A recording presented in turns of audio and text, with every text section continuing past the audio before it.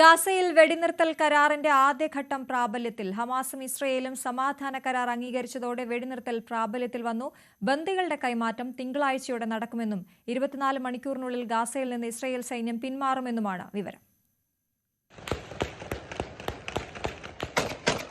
നിലയ്ക്കാത്ത വെടിയൊച്ചകൾക്കിടയിൽ നിന്ന് സമാധാനത്തിന്റെ സൈറൺ മുഴങ്ങുന്നത് കേൾക്കുന്നുണ്ട്.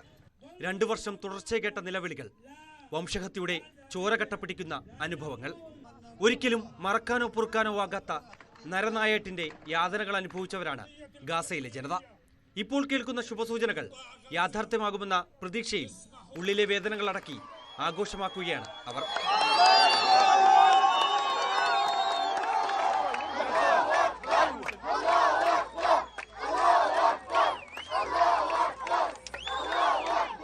പദ്ധതിയുടെ ആദ്യഘട്ടത്തിന് ഇസ്രയേൽ മന്ത്രിസഭ അംഗീകാരം നൽകിയതോടെ ആദ്യഘട്ട ധാരണയുടെ ഭാഗമായി ബന്ദി കൈമാറ്റവും ഉടൻ നടപ്പിലാക്കും. ബന്ദികളെ വരും ദിവസങ്ങളിൽ കൈമാറുമെന്ന് US പ്രസിഡന്റ് ഡൊണാൾഡ് ട്രംപും അറിയിച്ചിട്ടുണ്ട്. പദ്ധതിയുടെ ഭാഗമായി ഇസ്രയേൽ സേന ഗാസയിൽ നിന്ന് ഭാഗികമായി പിന്മാറി തുടങ്ങും.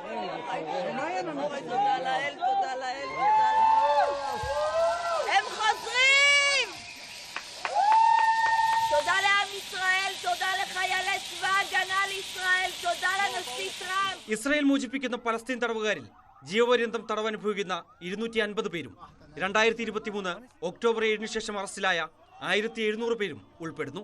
ഉപരോധം മൂലം പട്ടിണിയിലായ ഗാസയിലേക്ക് സഹായമെത്തിക്കാനുള്ള നടപടികൾക്കും ഇതോടെ തുടക്കമാകും. UN ഏജൻസികളടക്കമുള്ള സന്നദ്ധ സംഘടനകൾക്കായി ഗാസയുടെ 5 അതിർത്തി പാതകളും തുറക്കും. അതേസമയം ഇസ്രായേലിനെ പിന്തുണയ്ക്കുന്നതിനും ഗാസയെ നിരീക്ഷിക്കുന്നതിനുമായി 200 സൈനികരെ അമേരിക്ക വിന്യസിക്കും. ഗാസയിലെ വെടിനിർത്തൽ കരാർ പാലിക്കപ്പെടുന്നുണ്ടോ എന്ന് അമേരിക്കൻ സൈന്യം നിരീക്ഷിക്കും. ഈജിപ്ത്, ഖത്തർ, തുർക്കി, UAE എന്നീ രാജ്യങ്ങളിലെ സായുധ സേനകളിൽ നിന്നാണ് 200 US സൈനികരെ സംഘത്തിൽ ഉൾപ്പെടുത്തിയിട്ടുള്ളത്. വൈകാതെ തന്നെ 2ാം ഘട്ട ചർച്ചകൾക്കും തുടക്കമാകും. News desk, news 18.